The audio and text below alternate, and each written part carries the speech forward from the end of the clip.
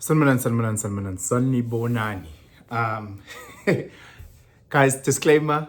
If I'm wrong, I'm wrong. I just need help. I'm very, very, very, very, very confused. I've done similar videos. I've asked the same question over and over and over and over again, and I'm gonna do it again. I was actually on Game Changes with Ulelo, and we're speaking about relationships and this and that, and I asked the same question. And Nai, from her perspective, she was also a little bit stunned. And the question is a very, very simple thing. What is the difference between a good boyfriend and a good husband? Guys, I've spoken to so many different people regarding this. Generally, not everyone, generally females want to get married, and for them, marriage means something else, something totally different than Tina as guys getting married, And I'm stuck here. I really am. Every time I speak to a female, I say, look, once you find a guy who's a good guy and you love him, would you like to get married? Yeah, yeah, yeah. If he's a kind guy, if he's a beautiful guy, if he's a helpful guy, if he's a generous guy, would you like to get married? Yeah, yeah. And I asked him, okay, Sharp, what qualities are you looking for in a good boyfriend? I always ask this question. And OCC listed. And I say, what qualities are you looking for in a good husband? And it ends up being exactly the same. I ask Osisbe Tuguti, okay, what are your non-negotiables in a relationship? And they name, if he's emotionally, physically, psychologically abusive, that's infidelity is always one that comes up. Some people tend to be a little bit more patient with, okay, how does he cheat on me? The number of times, but generally infidelity, if the guy starts to cheat on her, she's gone. The financial woes, if this guy is not pulling his weight, and everything then falls on her shoulders, so those type of things are the non-negotiables. If that starts happening, then she's out. And I go, okay, no, Sharp.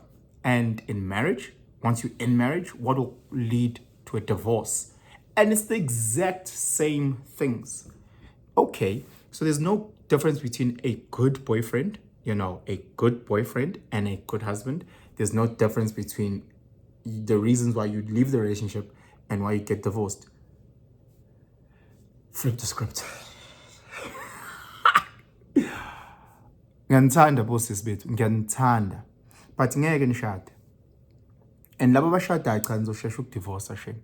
And I know you don't want to hear this, and I know it sounds negative, but the one, like, nina nifuna ukushada, nizoshada 3 years niyadivorce.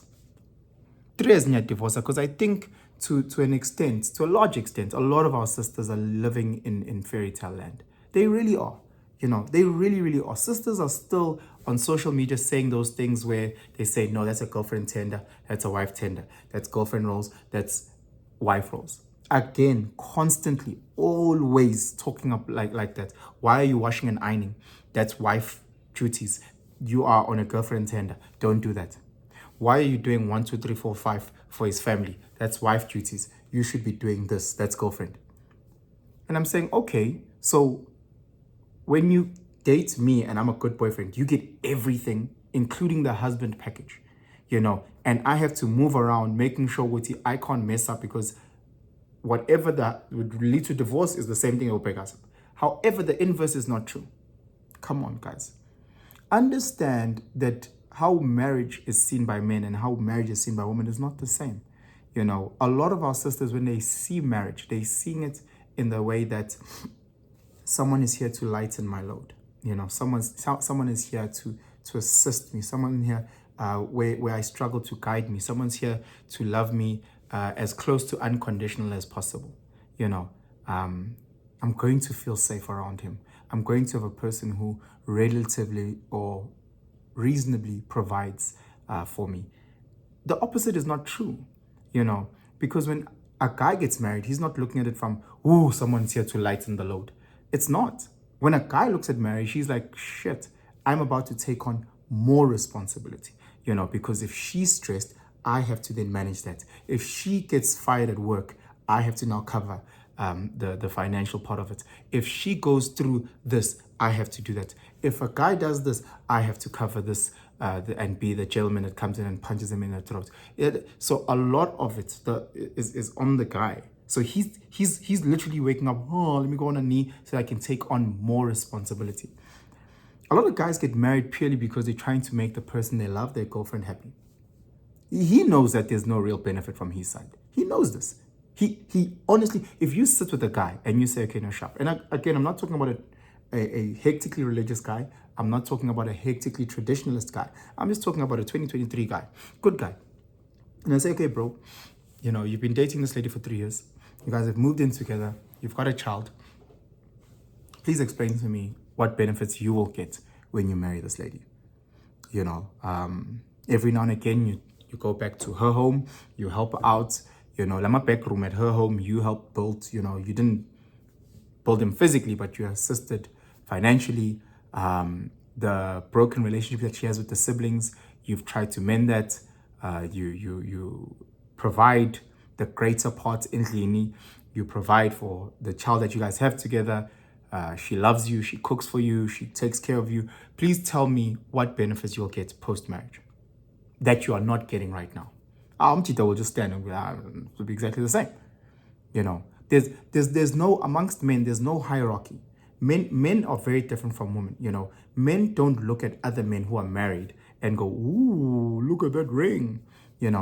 Our sisters, what I've seen is that there's a social hierarchy between Osisi that are younger, between Osis who are engaged. If you've ever seen a sister who's engaged, she's always drinking out of her left hand, drinking with her left hand, showing off a ring. And then there's the married woman who walk around like, oh mama, like, wow, yabona mina go mama, mina go, and they walk around very, very different, and they carry themselves very different, and they are extremely judgmental to sisters of the same age who are not married. If you ever want to see how women interact, go to like a group of sisters in their mid-30s. You will see how the single ladies are. You will see the sisters in girlfriend-boyfriend relationships, and then you'll see the married woman. Oh my God, it's clear. It's you can see it. There's a clear hierarchy, especially if they were to ever start talking about men. Oh Lord, the moment they start speaking about relationships, it's over. The one that are wives, they feel like, well, I've played this game and I won. You miss single when you're a loser. And in a relationship, it's not over until you get that ring. Whereas for guys, you go into a group of guys in their mid-30s, the married guys are having a beer, and guys who are not married, and much that you're living, much they're busy talking about Ebola and rugby. That's how gents are. So again, for us, it's not something that's enticing. Excuse me. And on top of that, like, now there's that whole lobola vibe. Guys, so again on the show, we're busy speaking, and Umama then asks, Wozi, how would she then call me her son-in-law if I don't lobola and get married? I'm like, Mama, we don't care about that shit. I got my own mama that calls me her son. I'm not going to pay 100,000 rand so that someone else's mom can call me her son. I love you, mama. I'll assist as best as I can. I'll send your grandkids. I'll make sure you see when you want someone to paint the roof, I'll climb on the roof and I'll paint. But I'm not going to pay 100 rand so that you can call me your son-in-law. Like, where's the gain? There's no gain there. Now I'm paying 100,000 rand for what? For who? We're not a traditionalist thing. It's not like now when I pay 100,000 rand, I get something. I've been getting it. The intimacy in the bedroom, I've been getting it. Her supporting me in my dreams, I've been getting that. So what am I paying 100K for? It doesn't make sense. And on top of that, now I need to go to Browns and pay 50,000 for a ring. For what? And then I need to do membeso. And then I need to do a white wedding. I need that entire cost is like, let's say 300,000 rand. Me and my partner who love each other can take that 300,000 rand and put it in some low risk 5% per annum in investment. Low risk, forget about it. Look back at it after 10 years, then it's something. Like why must we go and blow money at that? Like give me, I'm looking for someone who can actually tell me about a real gain. look, if you get married, these are the things that you'll gain. If you get married, these are the things that you'll gain. If you look back traditionally and you look at all these horny little bastards that you run around, because again, men are also virgins as much as women were virgins. We must also forget that traditionally, Whereas now, if I get married, I get a bust a nut.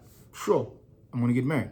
I can't be busting nuts left, right, and center if I'm an unmarried man. Which lady would let me? Because again, back in the day, there was real repercussions for you not being a virgin. Your value decreased significantly, So now where we can get booty a day, Usisi comes through, she's got a mileage of 20 men. I come in as number 21. None of them had to pay shit before. They all got the emotional support. They all got whatever guys were looking for. Whatever that specific guy was looking for from 1 till 20, whether he was looking for a relationship, he got it. Whether he was just looking for one night stand, he got it. Whether he was looking for an F-buddy, he got it. Whatever they got, whatever they're... Now, me at 21, I come in, I'm looking for emotional support. I'm looking for the physicality. I'm looking for someone who can love and care for me. Why must I marry that? Like, I can get that for free. So if someone can explain to me from a guy's perspective what our benefits are of getting married, don't come it from an extreme religious point, because the general middle class black man in South Africa is not religious like that. Or don't come from an extreme traditionalist, because we're also not like that. We pick and choose when to be religious. We pick and choose when to be traditional. Just look at it from a general. If I'm a black male, and I'm in my mid-30s, explain to me what the difference is between a good girlfriend and a good wife. Explain to me why I should get married, and explain to me what the benefits are of me getting married. Because again, it just seems as if the pressure is put on us men to step up and marry these ladies. Why? From our point. From their point, sharp, they want to move up the social hierarchy. From their point, they have their own reasons. It is what it is, though. But anyway, please answer that question for me in the comments. The difference between a good boyfriend and a good husband, the difference between a good wife and a good girlfriend, and most importantly, what are the benefits? What are the benefits of me having been with this amazing lady for 5 years, and she's been amazing, and she's helped me grow from an emotional point, from a financial point, from a mental point. She's been so supportive. I've been with her for 5 years. Besides me saying thank you, here's a ring. What are my benefits to go from being a good boyfriend to a husband? What will I get when she now is a wife? Please make it clear for me so that I can take the mal lending is say vile 300,000 whatever within towards her, so that we can get married and live happily forever after. Anyway, guys, please like, please comment, please share, subscribe if you haven't subscribed. Gansanda, have a fantastic day. Sharp.